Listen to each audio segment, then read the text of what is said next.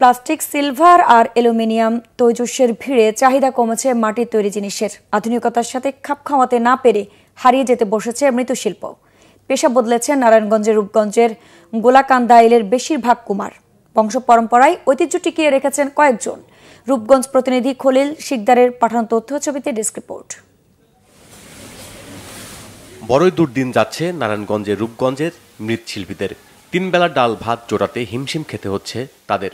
তবুও জীবন জীবিকার তাগিদে কঠোর পরিশ্রম করে বাপ দাদার এই পেশাকে আঁকড়ে ধরে আছেন কেউ কেউ। আধুনিক যুগের প্লাস্টিক সামগ্রী সহ অন্যান্য জিনিসপত্রের সাথে প্রতিযোগিতায় টিকতে না পারায় এই শিল্পে ধস নেমেছে। মাটি ও জায়গার সংকট, বাজারে চাহিদা কমে যাওয়া সহ নানা কারণে পেশা বদলেছেন কুমাররা। এখানে আয় না ব্যয় হয়, আয় হইলে তো কাছেই করতো। টিকা থাকা কিভাবে সম্ভব? 10 জনে করলে তারপরে করা যায়, আমি একা তো এটা করে পারবো না।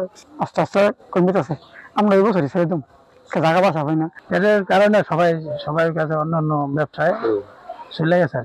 মানে যদি আপনার সরকার যদি আমরা একটা কোনো উপায় করে দিত, তো আমরা যে কোনো একটা কাজ করে আমরা সবকিছু করতে পারতাম।